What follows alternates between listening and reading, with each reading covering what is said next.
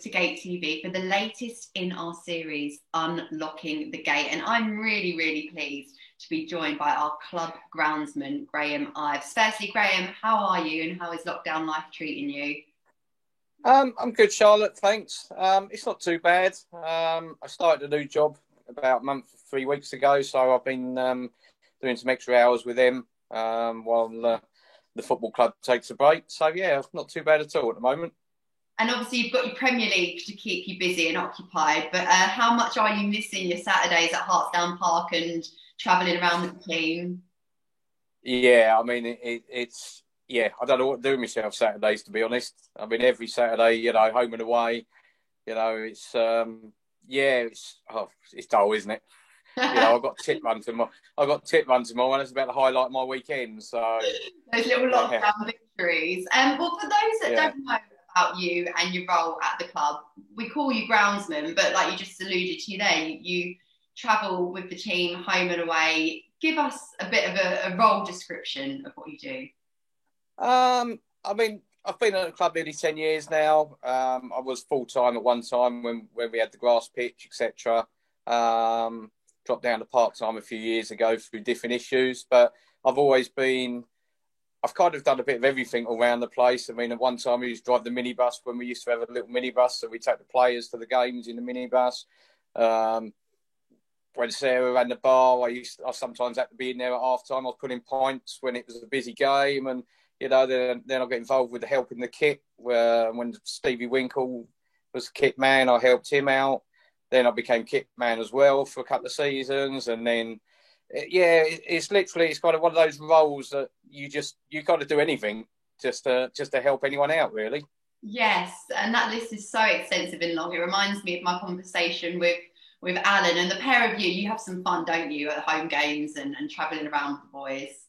Yeah, I mean, some we're always the first there and we're the last to leave. So we're the ones that have to pick up the players' dirty pants after games and things like that. So yeah, if you can call that fun, yeah. Those joyous tasks. But on a more serious point, like you allude to there, you're the first in, last to leave. A lot goes into running a football club at non-league level, and it's not just on a Saturday afternoon that you'll be found working at the club. Lots and lots of hours go on throughout the week as well. So give people a bit of an idea about like the kind of maintenance tasks that, again, pre-lockdown and all the restrictions would be part and parcel of your week. Yeah, I mean, obviously in the week the pitch always gets swept with the amount of use it gets. So we have a little tractor with a little brush on it. So that always gets swept once a week. We have the fives to maintain. We have like the grass areas around.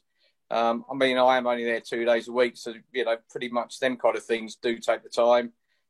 If Alan needs, Alan will sometimes come in, or he puts some kit into wash. Sometimes I'll take it out, stick it in the dryer for him. Just again, if Carts needs a hand doing anything around the bar area, he'll give me a shout and I'll give him a hand. So it's kind of whatever is needed. So it's not just. Yes, I'm the groundsman as such, but it's not just that kind of work as such. Well, no, it's a massive, massive team effort and lots of individuals like yourself who are really loyal and committed to the club. And you mentioned there being involved for 10 years. How did you get introduced to Margate Football Club? Were you a supporter from the off, or how did it all start? No, I mean, I used to have a season ticket up at Man United, so I used to be up there most weeks. I was working at a place in Ash doing gardening work. Wasn't going very well. Somebody I knew worked in HR, and they told me the job was available, so I went for the job. I initially didn't get it, and then the lad that got the job didn't turn up to work. And Keith Piper, who was chairman and owner at the time, phoned me up and said if I was still interested, would I like the job? So yeah, 10 years later, here I am still. And during that time, you have become a supporter and feel really, really passionately about it. And you've watched a lot of different things evolve. I suppose most recently the transition from a grass pitch to the 3G and hosting all of the games there. It's become like a 7-day-a-week venue, hasn't it? And the plans for the future look really exciting as well. What do you think the impact could be if the proposals that were issued to the council and that people were able to submit their support for, what could that do for the club, but for the area as well? Well, it'd be massive for the club. I mean, it's kind of a funny one because in my first interview, Keith said to me there was bricks going in the ground in a month's time. And it's kind of every time we get very close to it and your hopes get up, it seems to be dashed. But yeah, I mean, it would be massive for the club if it could get built. We could become, we could become a proper community club. So yeah, I just think it would be great for the area, great for the club. I mean, there's no downside to it. So it would have a huge impact on the local area as well, as well as for the team.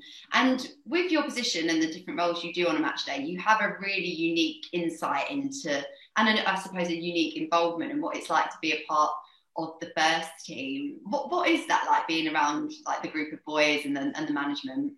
It is. I mean, it is. I try and explain working at the football club as completely different to any other job I've ever had. I mean, again, part of being there on a match day, I enjoy the banter with the lads in the dressing room. There's stuff that's gone on over the years that you cannot talk about.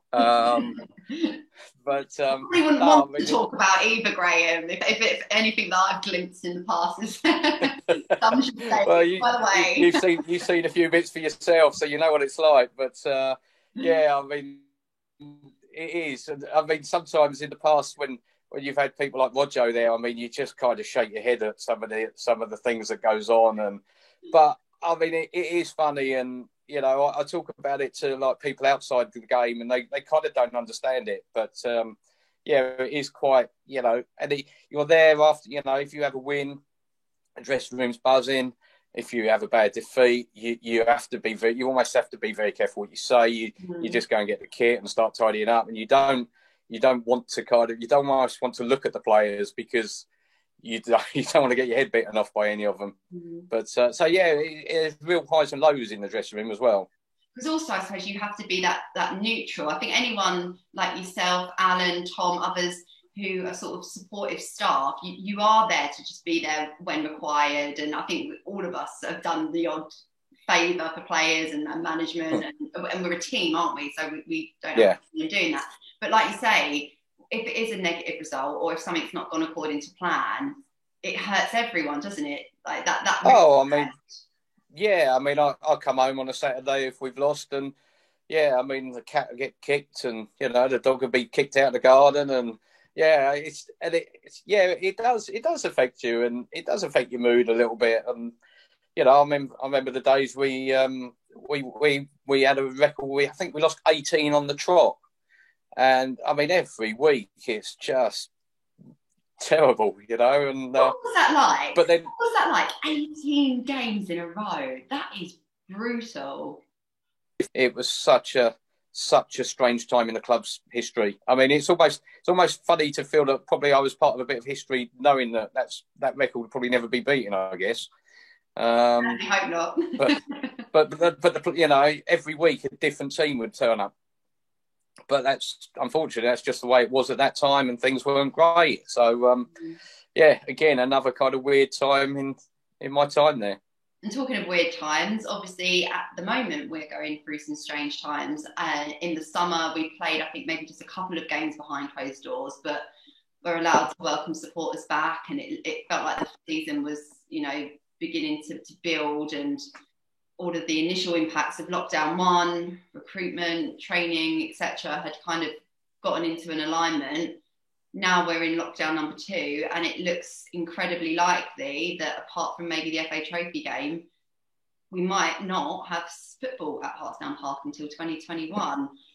When we got back together, though, it did feel like a real sense of camaraderie, because football, it plays such an important role beyond 3:00 on a Saturday afternoon, doesn't it? Yeah, I mean, like you say, you do miss it when it's not there. You start to then get the buzz, football's coming back, and then, we had the initial couple of training sessions, so I went along and watched. A couple of them were hearts down, so I went along and watched. And yeah, you just get that initial kind of buzz back, being around the players, being around the manager, and then it's getting used to the new players, and you just feel every season, if you have new players, it takes a little while to get used to them, to get used to you being around, and you feel you just done that, and then everything stops again, and it's very disheartening. But I mean, all we can do is, fingers crossed, we can start again at some point. Yeah, definitely so. And of course, safety is ultimately the most important thing. Reflecting on your time at the club and the years that you followed the game, if you had to pick 3 highlights, whether that be in your role as a groundsman, or when you were behind the bar, or even just as like you say you are now, like a supporter, what would those 3 moments be? The playoff final. Sort of 5 years ago. I mean, that is head and shoulders above anything. The Bath away, when we actually lost 2-0 and we stayed up, that was a great day, but a weird day again, because we had to have a 2-0 defeat to stay up, and with 5 minutes to go, we was basically keeping the ball in the corner of the pitch to stop the other team getting the ball and then getting another goal, because the third goal would have relegated us. So I've never been so happy at a 2-0 defeat.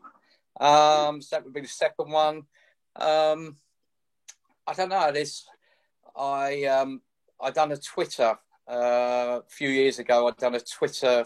I was doing the Twitter for a game up in Biggleswade, and I went with Ryan. We took the van, and he fancied the rest. So I said, I'll do the tweets for the day. So I sat in the stand doing it. And me being me, was tried to have a bit of fun with it. And I put into the official tweets, but people were sending me things like bounce back ability and words like that. And my boy sent me a word, so I used it. And then it turned out that in the Urban Dictionary, it meant something completely different. Oh, so I called a lot of our supporters a strange name. But I always remember that one. Access to the Twitter account again after that? No, funny enough, I've never been allowed to do it again. Well, then maybe things like that. Well, given what you've got enough work on your hands there, but it's another classic non-league story. Silly things like that are quite memorable. So, but yeah, I mean, I think the first season I was there, last game of the season, we had Kingstonian at home. They had to beat us to get in the playoffs. They were 3-0 up after 20 minutes. I think we scored something like 3 goals in the last 15 minutes, and there was about 200-300 of them. And the Margate fans were so happy to stop Kingstonian getting in the playoffs. So things, just things like that, just so memorable. And I mean, there is so many, but the playoff final definitely is the top one. And again, during your time, you've seen players come and go. Is there a particular player that springs to mind that you watch and you're like, he is a special player, like someone you just really enjoyed watching? In the early days, we had a centre forward called Kwasi Appiah. I don't think he had a club at the time, and Chris Kinnear brought him in, and I think by Christmas he'd scored something like 35 goals. And he was just ridiculous. He, not necessarily the greatest player in the world, but he knew where the back of the net was, and he won us games on his own. I mean, in the playoff season, people like Lewis Taylor was a 7, 8 out of 10 player every week. Nicky Ball, great goalkeeper. So again, it's quite hard to pin down on one player, but I think Kwasi does stick in my mind a bit, just what a goal scorer he was. And from a personal point of view, were there any players that you just got on really well with? You admired them on the pitch, got on well with them off it, who you just, used to, maybe it might even be a current player, who you just enjoy working with? I've always got on well with Hollers. I mean, Hollers was manager at one time as well. So I always got on well with him, and we'd sometimes have a chat away from football as well. I obviously, back in the day, I became quite close to Nicky when Nicky was manager. And again, there was things going on at the club, and he was very good around the club at the time, helping me out. I mean, at the moment, I think I'll probably get on best with Swifty at the time and Cess. So yeah, probably Hollers as much as anyone. Yeah, we've always stayed in touch, to be honest. So it was nice to have him back. So you mentioned there Cess and Swifty. There is a really good group of players and good guys, ultimately, that Jay has recruited. Can you give supporters a little glimpse into that camaraderie? And Alan gave us an insight into the music that gets played and the Haribos that get requested, but you get a unique insight that other people don't necessarily get to see and hear about. Yeah, I mean, Swifty's in charge of the music, so it's his playlist, so what he wants goes. Cess sometimes sits in the corner and has a little dance to himself. Noel usually pinches the... we used to we had the bags of Haribos, and Noel used to tend to have a packet straight to himself. But you don't mind touching Haribos now that Roger's not in the dressing room, because some of the things he used to do with them. But one of the sort of highlights is once a month they have a foam dice out, and it's usually around payday time, and they roll it. And if they have fines, they have to roll like an even and an odd. And if it rolls on one of them, their fines get doubled or they get reduced. And it is, to be honest, it is so funny on that time, because yeah, the jumping around when someone's got like a 60 quid in fines and suddenly they get their fines doubled because they've rolled a 3 instead of a 2. It is hilarious. Yeah, they all have to do it. About their wages, haven't they? If that goes against them. Yeah. So yeah, I'm not naming names, but I do. One lad is fine. His fine was about 90, and it went up to, he doubled it up to 180, and then he said he wanted to roll again. He ended up with about £300 fine. But fair play to him, he did pay it. Wow. I mean, again, that's another thing that I think with Swifty as captain and the other senior players, those fines are probably very, very strict and overseen. Yeah, Ports is in charge of the fines. He has a little book, I think, and he writes down all the fines, be it maybe they don't have their flip-flops or they don't have shower gel and stuff like that. But there's other stuff as well. So, but yeah, Ports is in charge of that. Maybe we'll have to sit down with Jay and get a little bit more insight into what those fines consist of, because it is something very unique and special. Yeah. In a dressing room. And going back to the topic of hopefully playing football, like I say, it looks very likely we'll be playing the FA Trophy game. What's your thought on it all, really, about coming back to football this time? We've got used to having supporters back. Hartstown Park really wouldn't be the same without them, would it? No, I mean, football isn't the same without fans. I mean, it is all about the fans, isn't it? Yeah, we had a couple of friendlies without fans, and it was so nice just to get, a couple of hundred back in. I suppose one thing, my eardrums won't get battered from Terry screaming. No, I mean, just to be honest, just want to see football back. I mean, fans back is a bonus, but it'd just be nice to get football back, to be honest. Yeah, I completely agree. Well, Graham, I'm going to finish with a final question that I've asked everyone who has come onto the series so far. Of the 4 kits that were launched earlier on in the year, which is your favourite and why? Tough one. I always like the blue anyway. So I would probably say the blue. And I think I can't think which one it is now, but one of the goalkeepers' kits I do like. The grey and blue or the turquoisey one? I think it's the grey and blue. Grey and yellow, I think. Yeah, the grey and yellow. Yeah, I do like that. You're a traditionalist, Graham. The traditional blue, they all look so lovely. And fingers crossed, we'll be able to maybe play some football in them at Christmas, because I know it sounds silly, but Christmas is such a special time of year. We're meant to have the Kent derbies and stuff like that, but we will have to wait and see. But thank you so much for giving up your time to come on to Gate TV and give us all a little bit of an insight. And fingers crossed, we'll be seeing you back preparing the pitch ahead of a game very soon. Okay, Charlotte, thanks a lot. And thank you for tuning in to Gate TV. And we will be bringing you more content, fingers crossed, very soon, hopefully alongside some more match day action. But until then, do take care and we'll see you again soon.